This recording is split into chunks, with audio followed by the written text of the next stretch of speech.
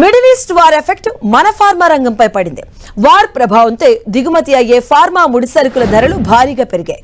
దీంతో దేశంలో 900 రకాల ఔషధాల ధరలు 20% నుంచి 200% వరకు పెరిగినట్లుగా తెలుస్తుంది.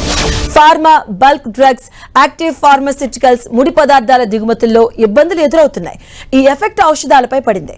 ఇప్పటికే మెడికల్ షాపుల్లో అందుబాటులో ఉన్న స్టాక్ అంతా యుద్ధం మొదలు కావడానికి ముందు తయారైంది. దీంతో ఆ మెడిసిన్ ధరలు అలాగే ఉండగా కొత్తగా తయారవుతున్న ఔషధాల ధరలు మాత్రం భారీగా పెరిగాయి.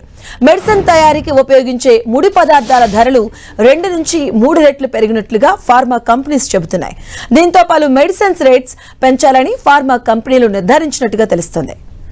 ఎక్కువ మంది ఉపయోగించే పారాసెటమాల్, అలాగే యాంటీబయాటిక్స్, నొప్పి నివారణ మందులు, ఇన్సులిన్, స్టెరాయిడ్ ఔషధాల ధరలు ఇప్పటికే పెంచారు.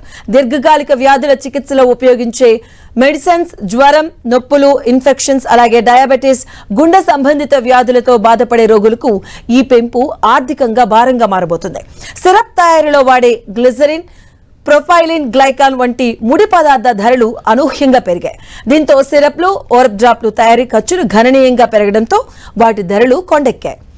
పెరిగిన మెడిసిన్ ధరలు రోగులకు భారంగా మారింది. ప్రైవేట్ ఆసుపత్రులు ఈ భారాన్ని రోగులపై వేస్తున్నారు. అలాగే ప్రభుత్వ ఆసుపత్రుల్లో మాత్రం పరిస్థితి ఇబ్బందికరంగా మారింది. బడ్జెట్ పరిమితులతో మెడిసిన్స్ కొరత కొనసాగుతుంది. మెడిసిన్ సప్లై చేయలేక సరఫరాదారులు చేతులెత్తేసినట్టుగా తెలుస్తుంది. ముందస్తుగా కూర్చుకున్నటువంటి ఒప్పందం ప్రకారం మెడిసిన్ సప్లై చేయలేమని ఇప్పటికే సరఫరాదారులు కూడా లేఖలు రాశారు.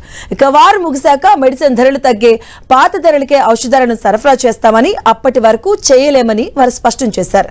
దీంతో బ్రాండెడ్ మెడిసిన్స్ కొనలేక జనం ప్రత్యామ్నాయంగా జనరిక్ మెడిసిన్స్ వైపు చూస్తున్నారు.